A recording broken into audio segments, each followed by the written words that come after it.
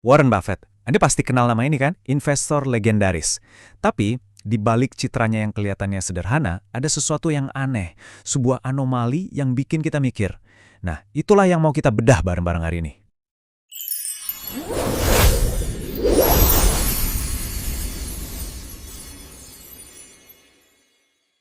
Pertanyaan ini nih intinya. Di zaman yang serba cepat, semua harus instan, gimana ceritanya orang yang paling sabar, paling lambat, justru yang menang? Aneh kan? Yuk kita cari tahu jawabannya. Oke, jadi perjalanan kita hari ini akan kita bagi jadi 6 bagian. Pertama, kita lihat dulu anomali dia sebagai miliarder. Terus kita mundur ke belakang, gimana bola salju kekayaannya itu mulai gulir. Kita juga bakal pertanyakan, beneran nggak sih hidupnya sesederhana itu? Lalu kita bongkar strateginya, parit yang katanya nggak bisa ditembus itu. Setelah itu, kita masuk ke bagian yang lebih gelap, kontradiksi-kontradiksinya. Dan terakhir, kita coba simpulkan, dia ini sebenarnya kapitalis, orang bijak, atau jangan-jangan keduanya? Oke, kita mulai dari babak pertama. Sebuah anomali serius. Gini, di dunia di mana tren itu ganti tiap detik dan sukses diukur dari seberapa cepat kamu bergerak, Buffett itu ya aneh.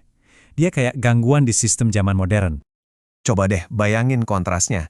Dunia ini laris kenceng kereta super, sementara dia santai aja duduk sambil baca buku. Dia nggak pernah tuh coba-coba ngejar zaman, dia malah biarin zaman yang datang ke dia. Dan entah gimana caranya, strategi yang kedengarannya aneh ini berhasil. Nah, kejeniusan kayak gini tuh nggak muncul tiba-tiba. Buat ngerti kenapa bola salju kekayaannya bisa jadi segede sekarang, kita harus balik lagi ke awal, jauh ke belakang, waktu dia masih anak kecil yang punya ide-ide besar. Jauh sebelum kenal Wall Street, arena bermainnya ya cuma di sekitaran rumahnya, mulai dari jual Coca-Cola buat untung recehan, sampai bangun kerajaan pinball dari satu mesin bekas.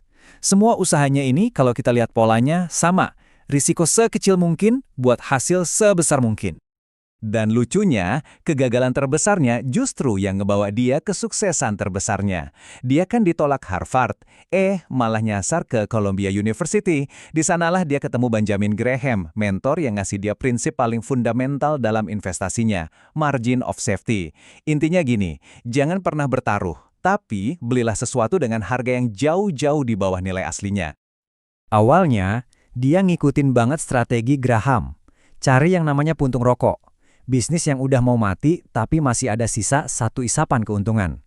Tapi partnernya, si Charlie Munger, berhasil meyakinkan dia buat berubah. Kenapa capek-capek cari barang rongsokan katanya, kalau kita bisa beli bisnis yang luar biasa dengan harga yang wajar. Nah, ini adalah evolusi penting. Dari pemulung bisnis, jadi kolektor permata. Dan angka ini benar-benar menjelaskan semuanya. Lebih dari 90% kekayaan Buffett itu didapat setelah dia ulang tahun ke-50. Ini bukan cerita soal menang lotre semalam, bukan. Ini adalah bukti kekuatan bunga majemuk yang bekerja puluhan tahun. Bola salju kecil yang dibiarin gulir terus, nggak pernah berhenti. Oke, babak 3. Harga versus nilai. Dengan duit sebanyak itu, yang mungkin bisa buat beli negara kecil, gimana sih cara Warren Buffett hidup sehari-hari? Jawabannya mungkin bakal bikin Anda kaget. Dia sampai sekarang masih tinggal di rumah yang sama, yang dia beli tahun 1958 seharga $31.500. Kenapa? Ya karena bagi Buffett, rumah itu fungsinya buat ditinggali, bukan buat dipamerin. Dia selalu cari nilai intrinsik dalam segala hal, termasuk tempat tinggalnya. Dia ogah bayar mahal cuma buat status. Setiap pagi, sarapannya di McDonald's. Kalau pasar lagi bagus, dia pesan menu yang harganya $3.17. Kalau pasar lagi jelek, dia cuma keluarin $2.95. Ini bukan soal pelit ya, ini cerminan cara pikirnya. Uang buat dia itu alat yang rasional, bukan sumber kebahagiaan emosional yang bisa bikin boros. Dan filosofi ini juga dia turunkan ke anak-anaknya. Tapi bukan dalam bentuk uang ya, melainkan dalam bentuk prinsip. Dia ingin anak-anaknya punya sumber daya yang cukup biar mereka bisa melakukan apa saja, tapi jangan kebanyakan sampai mereka merasa nggak perlu melakukan apa-apa. Intinya, dia mau anak-anaknya punya tujuan, bukan cuma jadi pewaris tahta yang malas-malasan. Lanjut ke babak 4, parit tak pertembus. Nah, sikapnya yang ogah ambil resiko dan selalu cari nilai abadi ini nggak cuma berlaku buat sarapan atau rumah. Ini adalah inti dari strategi investasinya. Dia itu nggak suka persaingan, jadi dia cari bisnis yang dilindungi sama parit yang nggak bisa dilewatin siapapun. Inilah yang dia sebut konsep parit ekonomi atau economic mood. Dia nggak tertarik sama bisnis yang harus berantem tiap hari di pasar. Dia carinya kastil yang dikelilingi parit yang saking lebar dan dalamnya nggak ada satupun pesaing yang berani deketin. Salah satu parit favoritnya adalah apa yang disebut bisnis jembatan tol. Coba bayangin deh, Anda punya satu-satunya jembatan buat nyebrangin sungai. Anda nggak perlu repot-repot inovasi, nggak perlu jadi lebih baik, Anda tinggal duduk manis di sana dan narikin ongkos dari semua orang yang mau lewat. Nah, itulah kekuatan kontrol absolut. Dan ini bukan cuma teori loh. Perusahaan kereta apinya, BNSF, itu ibarat jembatan tol buat logistik di seluruh Amerika. Perusahaan energinya, jembatan tol buat listrik. Jadi, di banyak tempat, kalau Anda mau nyalain lampu atau kirim barang, ya mau nggak mau secara nggak langsung Anda bayar sewa ke Warren Buffett. Oke, sampai sini kita udah ngebangun citra seorang bijak dari Omaha. Tapi sekarang, di babak 5, kita akan lihat sisi yang lain. Sisi di mana citra publik dan praktik bisnisnya mulai tabrakan, menciptakan sosok yang penuh kontras.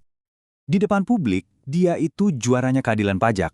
Kutipannya yang terkenal banget soal sekretarisnya yang bayar pajak lebih tinggi dari dia. Itu jadi seruan buat orang-orang kaya biar bayar pajak yang adil, sampai-sampai muncul istilah aturan Buffett.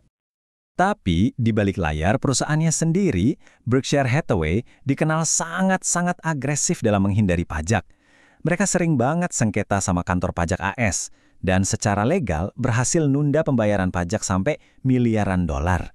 Nah loh, kata-kata sama tindakannya kok kayaknya nggak sinkron ya. Kontradiksi lain muncul pas akuisisi Kraft Heinz. Demi naikin margin keuntungan, ribuan karyawan di PHK, pabrik-pabrik ditutup, investor yang katanya sabar dan bijak ini ternyata bisa juga jadi kapitalis yang dingin dan efisien, di mana nasib pekerja ya nomor 2 setelah profit. Dan ini ngebawa kita ke babak terakhir, perhitungan akhir. Di sini, kita dihadapkan sama pertanyaan yang paling sulit soal warisan Buffett. Pertanyaan di mana laba berhadapan langsung dengan kesehatan masyarakat. Gini deh biar jelas, sebagian besar kekayaan Buffett itu dibangun dari produk yang bikin nagih, gula. Coca-Cola, See's Candies, Kraft Heinz. Ironi terbesarnya ada di sini. Dia nyumbang miliaran dolar ke Gates Foundation, yang sebagian dananya dipakai buat merangi obesitas dan diabetes. Padahal, epidemi itu secara nggak langsung juga dibantu oleh bisnisnya sendiri. Pada akhirnya, mungkin pernyataan dia ini yang paling jujur menggambarkan siapa dia. Dia adalah seorang kapitalis murni yang ukuran utamanya adalah keuntungan. Dan ini ninggalin kita dengan satu pertanyaan besar. Bisakah seorang yang bijak sekaligus menjadi seekor hiu?